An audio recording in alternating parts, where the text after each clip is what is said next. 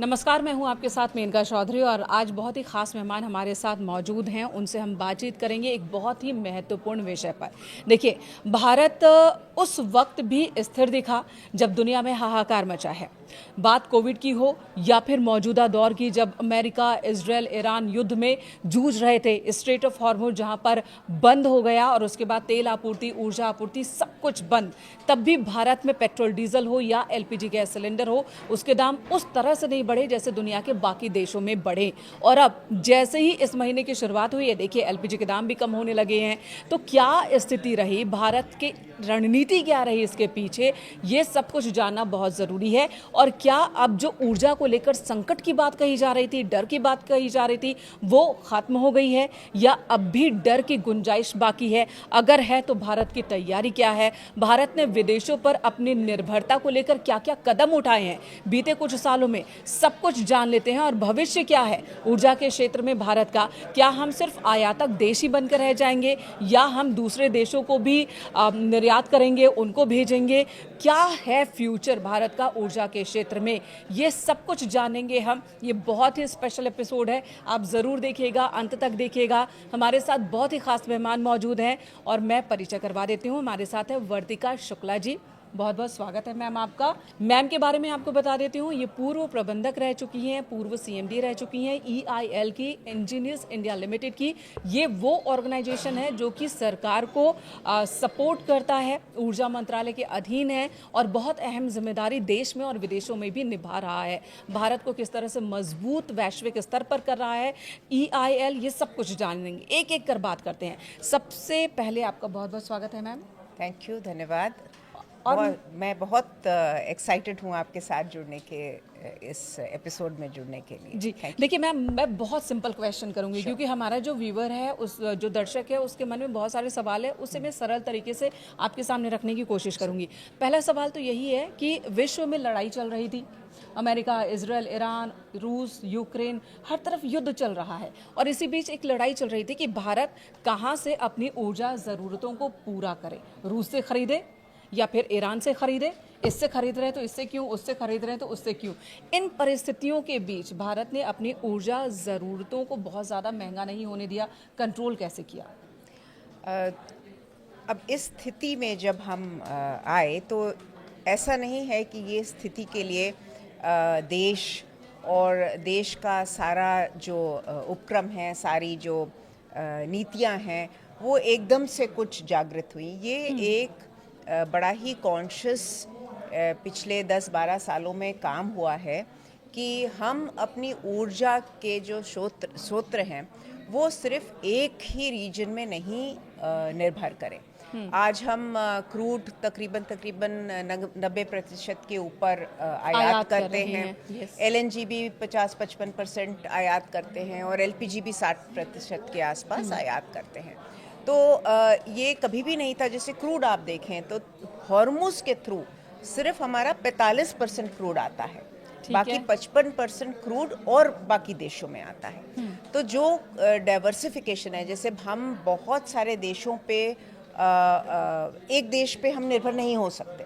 ठीक है। और आप देखें अगर पास्ट में जिस तरह से यूएस की हमारे ऊपर टैरिफ्स को लेके और बाकी सब चीज़ों के लेके प्रेशर बनाया हुआ है, उसके रहते भी हमने बाकी कंट्रीज से क्रूड लिया है। रशिया से भी क्रूड लिया है, आज हम वेनेजुएला से भी क्रूड ले रहे हैं।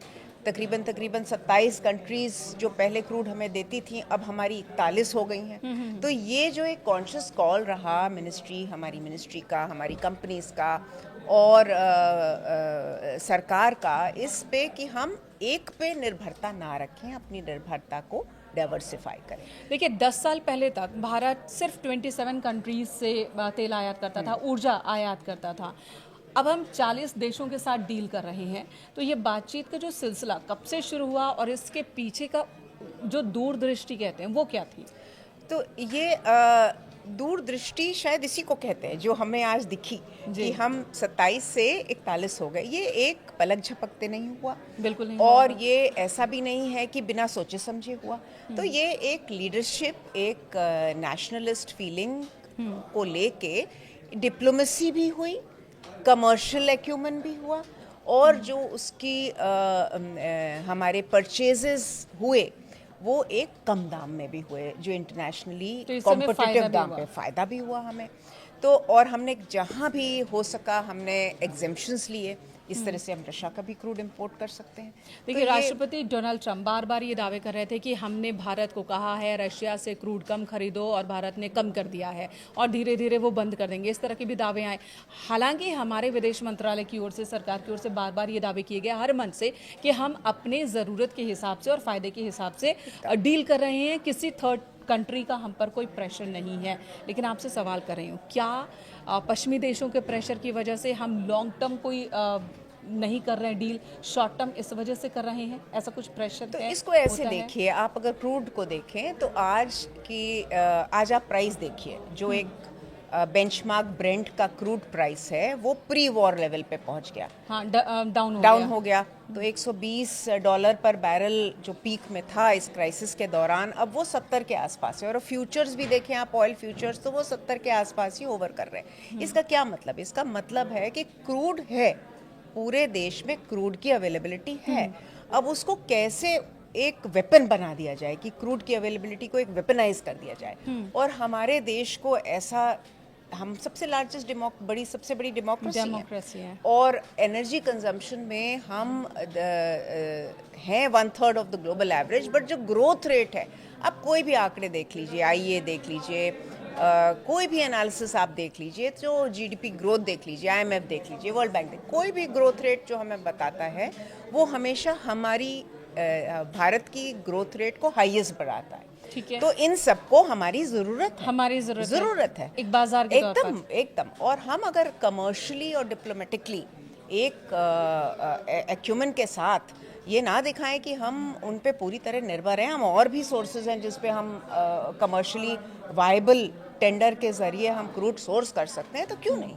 एटलीस्ट हमारे सब सिटीजन्स को ये अधिकार है कि हम उनको energy at an affordable price पहुंचा सकें। यानी कि स्पॉट मार्केट के पीछे स्ट्रैटेजी है, ना कि कोई प्रेशर है एक्सटर्नल। अब देखिए, जैसे ये क्राइसिस हुई, अब स्पॉट मार्केट के प्राइस बढ़ गए, तो दो जरिए हैं इसके, कि हम उस हायर प्राइसेस को 40-45% जो प्राइस बढ़े, हर एक, चाहे वो एलएनजी हो, चाहे वो एलपीजी हो, चाहे वो क्रूड, तो हम ये ना लें, तो हम अपनी इकोनॉमी को स्टार्व करेंगे। देखिए, इकोनॉमी, अर्थव्यवस्था ऐसी है कि एक स्पीड से अर्थव्यवस्था चल रही है, 7-7.5%, 6.5+ % पे चल रही है। एकदम से उस पर रोक लग जाएगा ना, और वो रोक जो अगर लग गई तो उसको रीस्टार्ट करने में इकोनॉमी को टाइम लगता है। तो ये देखिए, एक लीडरशिप की बड़ी ही मैच्योर और स्टेट्समैनशिप की एक डेफिनेशन है कि हमने इकोनॉमी को नहीं रोका। अगर स्पॉट से हमें परचेज करना था तो करा, और अब जो प्राइसेस गिरे हैं वो ये भी दर्शाता है कि जैसे ही दाम कम हुए, जो कंज्यूमर है उसको ये बेनिफिट मिला, तुरंत मिला। जी। और एक और अहम सवाल, जब अमेरिका, ईरान, इजराइल युद्ध की शुरुआत हुई और स्ट्रेट हॉर्मुज तक आ गया, जब वो रास्ता बंद हो गया और वहाँ हुआ कि अब तो देश में एलपीजी की किल्लत हो जानी है, अब तो हाहाकार मच जाना है, कॉमर्शियल गैस सिलेंडर हो या घरेलू गैस सिलेंडर, इसके दाम बढ़ गए थे। बहुत सारे स्टेप्स देश में उठाए गए, जैसे एलपीजी का प्रोडक्शन, जो रिफाइनरीज हैं उनको कहा गया कि आप बढ़ा दो, 34,000 टन था उसको 54,000 टन कर दिया गया। तो ये रातों रात हो गया, किस तरह से ये पूरा सिस्टम डेवलप किया गया? मैंने कहा, देखिए, वो जो हमारी क्रूड सोर्सिंग या एलपीजी सोर्सिंग या एलएनजी सोर्सिंग की बात है, उसी तरह से आप रिफाइनरी के इंफ्रास्ट्रक्चर को देखो, तो ये जो रिफाइनरी की आज हमारी 258 मिलियन टन कैपेसिटी है, पिछले 10 वर्षों में इसकी बढ़ोतरी हुई है। और इसकी जो टेक्नोलॉजी है और जो बढ़ोतरी हुई है वो इस प्रकार से हुई है कि हम एक क्रूड पे अपनी रिफाइनरी नहीं चलाएंगे, हम कई क्रूडों पे अपनी रिफाइनरी चला सकते हैं। तो हमारी क्रूड सोर्सिंग डाइवर्सिफाइड है, हमारी टेक्नोलॉजी ऐसी है कि अगर हम सिर्फ एक देश से नहीं 4-5 देशों से ले, तो उसको ब्लेंड करके डिफरेंट काइंड ऑफ क्रूड्स को चला सकते हैं। तो ये हमारी लीडरशिप है, ये एकदम रात भर में नहीं हुई। अब जब एलपीजी कंट्रोल ऑर्डर आया और रिफाइनरीज को बोला गया कि एलपीजी बढ़ाओ, तो ये इनोवेटिव है, इनोवेशन का एक स्वरूप है कि उसी इंफ्रास्ट्रक्चर से कुछ माइनर मॉडिफिकेशंस करके, कुछ प्रोडक्ट स्ट्रीम्स को इधर उधर करके हमने वॉल्यूम ऐसा कर दिया कि हमारी जो क्राइसिस थी जो तकरीबन हम 60% एलपीजी इंपोर्ट करते हैं, वो आप देखिए तो हमारी कंजम्पशन रफली 75 से 85 टीएमटी पर डे होती है। तो अगर हम उसमें से जो पहले हम 33 कर रहे थे, मतलब लगभग 50% प्रोड्यूस कर रहे थे, वो एकदम से उठ के 70% हो गए। तो आप क्या ये कह रहे हैं कि ये जो सिचुएशन था एक तरह से हमारा टेस्ट भी हो गया कि हमारी जो रिफाइनरिंग क्षमता है वो कैसे और बढ़ सकती है। क्षमता को भविष्य के हिसाब से बढ़ाने को लेकर EIL किस तरह से कंसल्ट करती है सरकार को? आप लोगों की तरफ से क्या सुझाव है, किस तरह से काम किया जाए? तो आज देश में 23 रिफाइनरीज हैं। हम पूरे विश्व में चौथे लार्जेस्ट रिफाइनर हैं, सेकंड लार्जेस्ट क्रूड इंपोर्टर हैं। और मेरे पूरे एक्सपीरियंस में तकरीबन 4 डेकेड 40 सालों में मैंने देखा है, और पिछले 10 सालों में जो एक डिसाइसिव नेचर था कि हम अपनी रिफाइनरीज को ऐसे एक्सपैंड करें कि हमारे ना ही पेट्रोल, डीजल और बाकी पदार्थ बने, बट उसको एक वैल्यू एडेड पेट्रोकेमिकल्स और इस तरफ भी ले जाए। तो आज देखिए हमारी यही रिफाइनरी कैपेसिटी, यही सेक्टर जो इतना रोबस्ट है, जो एक्सपोर्ट करता है 45 मिलियन टन, कभी कभी 55 मिलियन टन हम एक्सपोर्ट करते हैं। तो एक्सपोर्ट का जो सरप्लस है वो हमने डोमेस्टिक सेक्टर में यूज़ किया, हमने स्टार्व नहीं किया। हमारे एक भी कंज्यूमर, हमारे लगभग 77,000 प्लस रिटेल आउटलेट्स 2400 घंटे 24/7 पेट्रोल डीजल सप्लाई किया, एलपीजी हर एक कॉर्नर में पहुंचाई।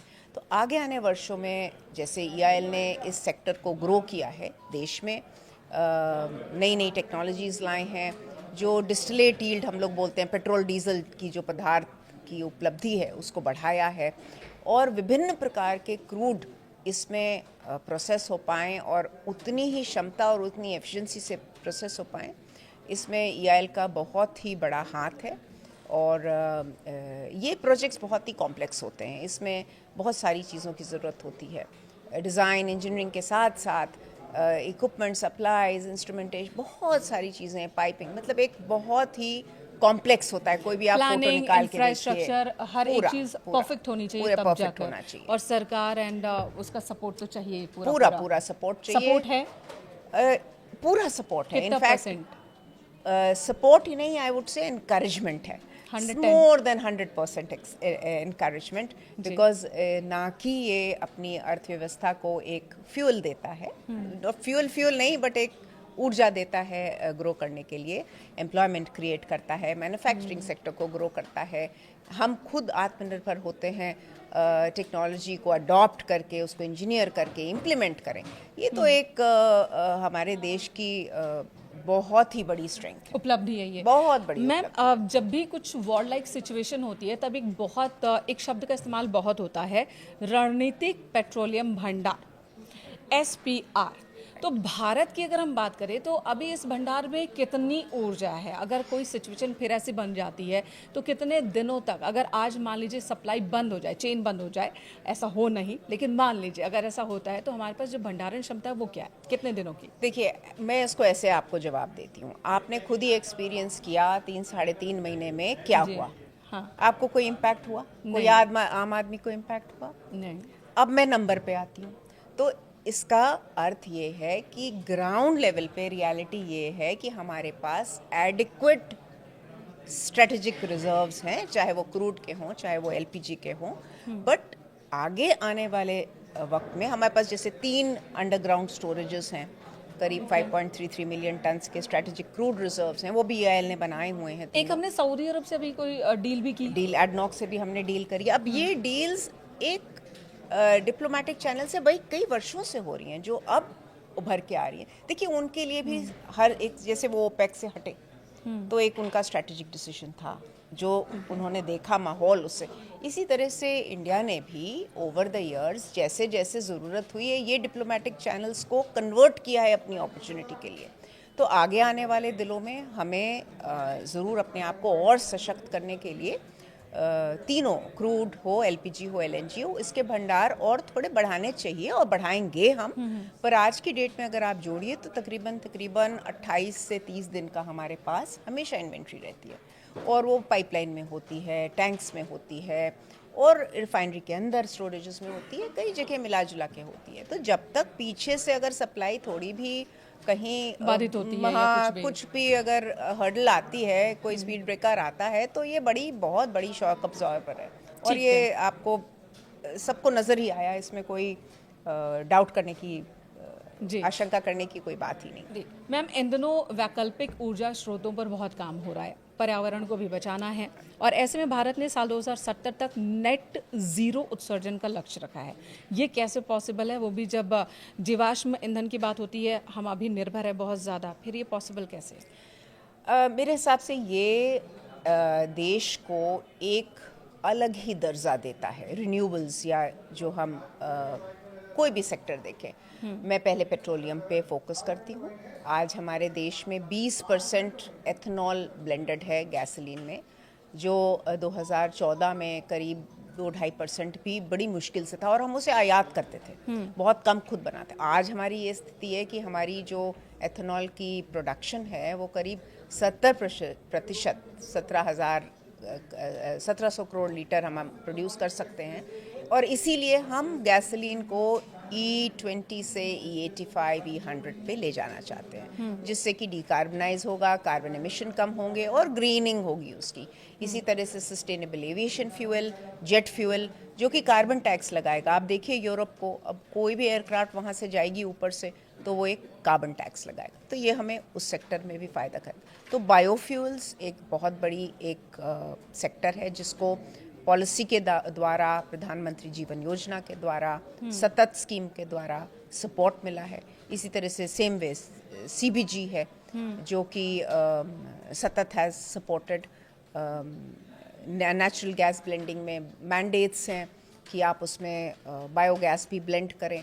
और अब आप पावर को देखिए, क्योंकि पावर भी बहुत ज़रूरी है। हम अगर तेज़ी से पावर सेक्टर को नहीं देखते हैं तो पावर सेक्टर ऐसा है जो लोकलाइज्ड कार्बन डाइऑक्साइड एमिट करता है ना, ग्रीन हाउस गैस जो एमिट करता है।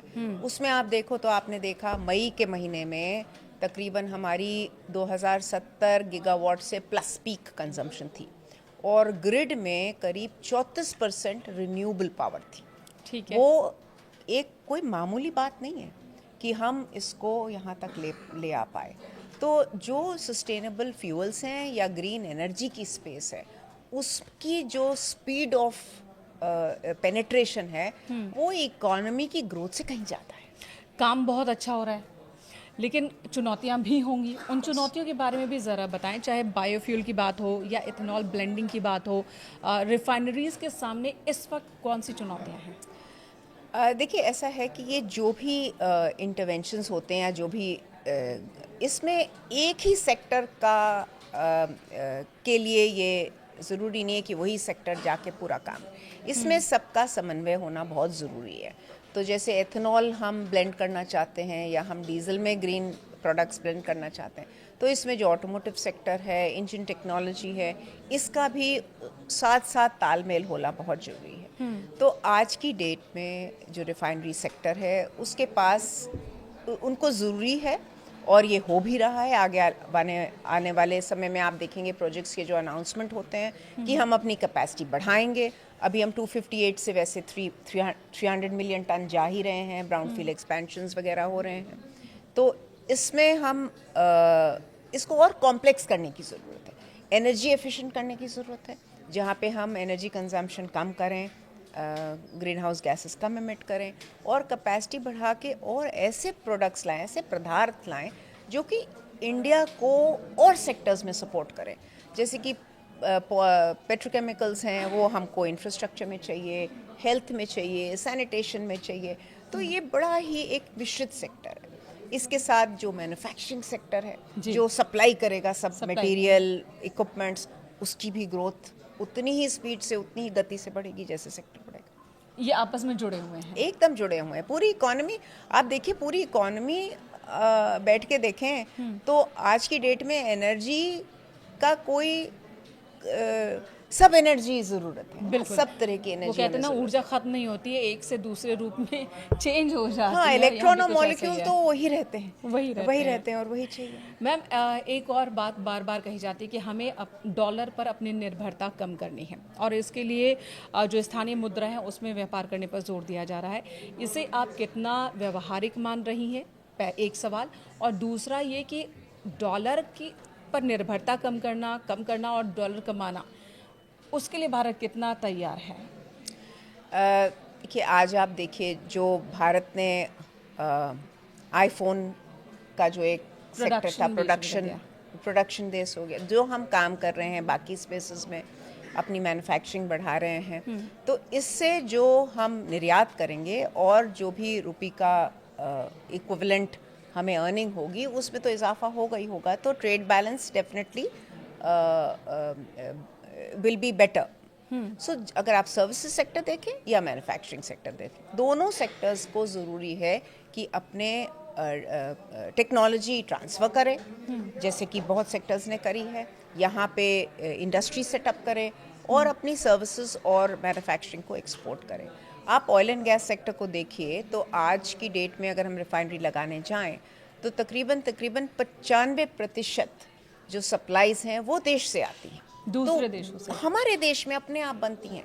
ये आपको सरप्राइज लगेगा, कोई आप सुने आत्मनिर्भर भारत, और इंजीनियरिंग तो 100% हमारे पास होती है, इक्विपमेंट्स भी हमारे, पूरे इंजीनियर्स भी हमारे। तो अब हमें क्या करना चाहिए, जैसे कि EIL ने किया है, अभी हम हमारी टीम जो कर भी रही है कि हम नाइजीरिया की एक रिफाइनरी लगाए थे और एक अब 33 मिलियन टन की एक और लगा रहे हैं। UAE में हम काम कर रहे हैं, तो और बहुत सारी हमारे कंपनीज मतलब देश की EIL UAE में जाकर नाइजीरिया में जाकर वहाँ पर रिफाइनरीज लगा रहे हैं, इंजीनियरिंग करती है, रिफाइनरी लगाती है, तो ये एक रिवर्स जो ये है, रिवर्स है। और देखिए आमतौर पे कोई विदेश में अमूमन होता है, मैं सिंपल पब्लिक को बता रही हूँ, अमूमन होता है कि जब भी बात होती है तकनीक की, तो हम यही मानते हैं कि जब बड़ी बड़ी चीज़ों की बात हो, चाहे वो डिफेंस की बात हो या फिर रिफाइनरीज की बात हो, तो हम टेक्नोलॉजी विदेशों से लेते हैं, टेक्नीशियंस हम पहले वहाँ से बुलाते हैं, इंजीनियर्स वहाँ से बुलाते हैं, फिर हम सीखते हैं। लेकिन अब हमारी सिचुएशन ये है कि हम अपनी तकनीक और अपने इंफ्रा का इस्तेमाल कर रहे हैं और विदेशों में सर्विस दे रहे हैं। करेक्ट। और आप सोचिए, अगर हम विदेश में कोई काम कर रहे हैं तो वो इंटरनेशनल स्टैंडर्ड का काम है, बिल्कुल, और वहाँ पे बिजनेस लाना और काम करना, और हमारे सप्लायर्स, मैन्युफैक्चरर्स, उनके लिए भी तो अपॉर्चुनिटी है कि वो अपने सप्लाईज को वहाँ तक ले पाएँ। तो लगभग अगर आप 20 बिलियन टन का कोई प्रोजेक्ट देखें तो हो सकता है 5 से 6 बिलियन डॉलर इक्विवेलेंट सप्लाईज देश से जाती हैं और जाएंगी, इस प्रोजेक्ट में भी जाएंगी। तो ये एक, और उससे क्या हम अर्न करेंगे, जो डेफिशिट है रुपये, अगर अर्निंग हो रही है तो वो रुपीस में अर्निंग हो रही है, तो इवन कंपनीज के लिए, उपक्रमों के लिए भी वो तो फायदे का सौदा है।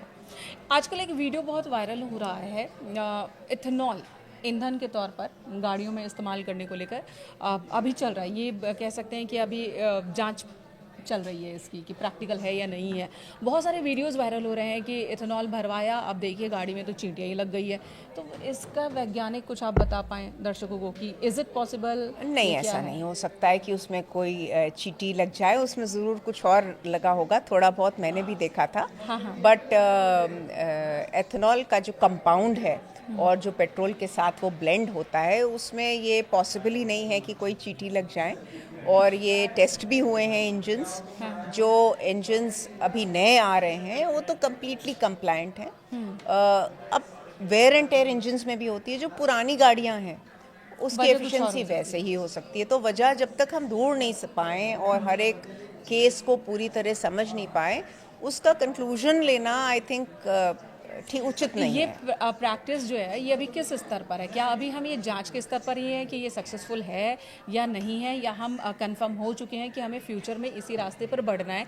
क्योंकि अभी अदालत ने भी जब ये पूछा तो ये खबरें आएंगी सुप्रीम कोर्ट में, सरकार ने यही कहा है कि अभी हम टेस्ट कर रहे हैं, टेस्टिंग चल रहा है और लोगों की गाड़ियों पर टेस्ट हो रहा है। तो मुझे पूरी तरह ये आज की डेट में क्या स्थिति है पता नहीं है, बट E20 तो पूरे देश में हर गाड़ी यूज़ कर रही है, और ये कार बेसिकली आइस इंजन वाले जो भी सेक्टर है उनके साथ ही मिलजुल के हुआ है, तो उनकी कॉन्शियसली हुआ है। ऐसा नहीं है कि वो 20% एथेनॉल हम बेच रहे हैं और कार डैमेज हो रही है, ऐसा नहीं है।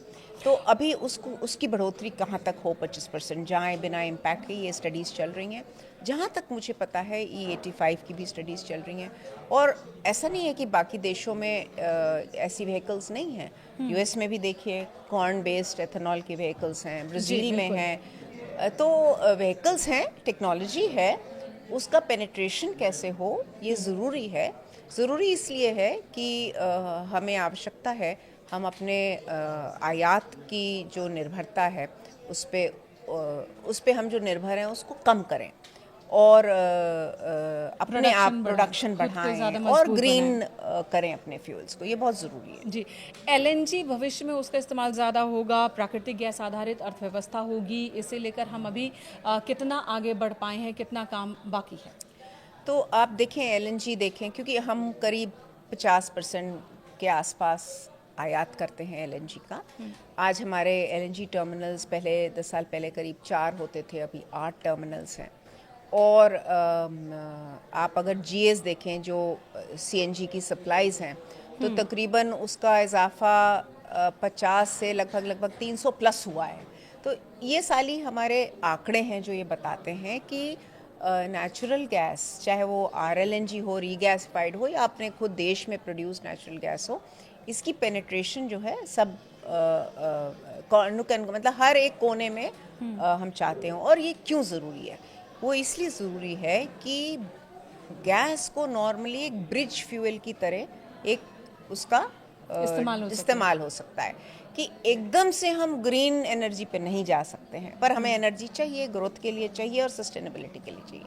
तो जो डेंस कार्बन वाले, मतलब बहुत सारा कार्बन जिसमें बनता है, फ्यूल होता है, डीजल वगैरह होता है, उससे गैस जो है वो कम डेंस है, मतलब ज़्यादा स्वास्थ्य के लिए अच्छी है और जो पर्यावरण है उसको संभालती है। शिफ्ट होना तो चाहिए। हाँ, भी ज़रूरी है कि हम गैस के जो पेनिट्रेशन है उसको बढ़ाएं। तो उसमें हमारा क्या होगा, अगर हम गैस ऐसे बढ़ाते हैं और पाइपलाइन के ज़रिए बनाते हैं, तो वो जो कई कंज्यूमर्स LPG से वहाँ शिफ्ट हो जाएंगे। जैसे आपने इंडस्ट्री को देखा, जब इंडस्ट्रियल LPG को हमने, ज़रूरी था हमें थोड़ा कम करें सो दैट हमारे सिटीजन्स जो हाउस होल्ड हैं, हर घर में चूल्हा जले, हर घर में सिलेंडर पहुँचे। ये सिचुएशन कुछ वैसा ही था मैम, जैसे कोविड के दौरान में ऑक्सीजन प्लांट्स ज़्यादा से ज़्यादा हुआ कि आप लोगों के लिए ऑक्सीजन बनाएं, आम लोगों के लिए, और वही दौर लगभग अभी लगा कि हमें पेट्रोल डीजल की ज़रूरत है, LPG सिलेंडर की ज़रूरत है, तो सारी रिफाइनरीज़ को यही उत्पादन के लिए कह दिया गया और सारी रिफाइनरीज़ ने अपना काम करके भी दिखाया।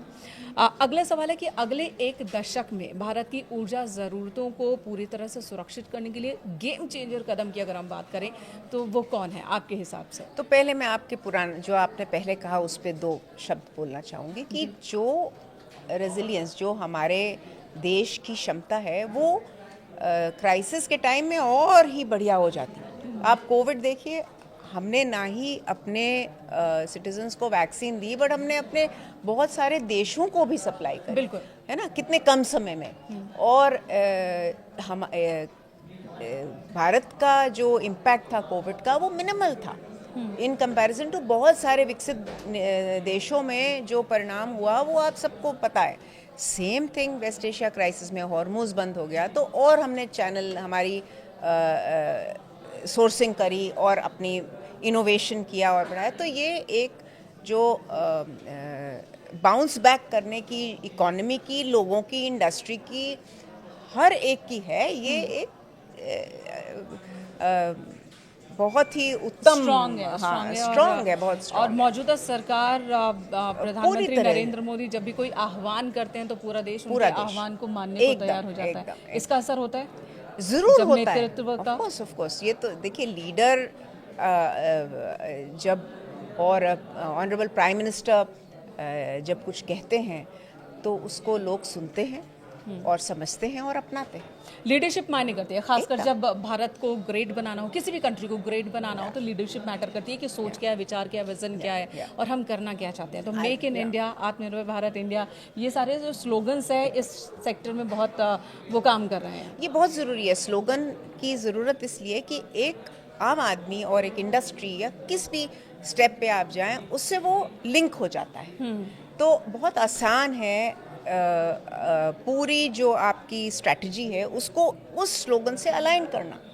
तो ये एक इनफैक्ट मैं तो कहती हूँ ये एक मैनेजमेंट का बहुत अच्छा लेसन है लीडर्स के लिए कि आप अगर अलाइन करना है तो एक शॉर्ट स्लोगन बनाएं, जैसे कि आत्मनिर्भर भारत है या विकसित भारत है या नेट जीरो का गोल है, और उस पे आप चलें तो आपकी स्ट्रैटेजी खुद ब खुद बन जाएगी। आप उस पे विजन क्लियर होगी तो स्ट्रैटेजी आराम से बन जाएगी। मैम, EIL एक नवरत्न कंपनी है, बहुत बड़ा योगदान है ऊर्जा के क्षेत्र में इनका।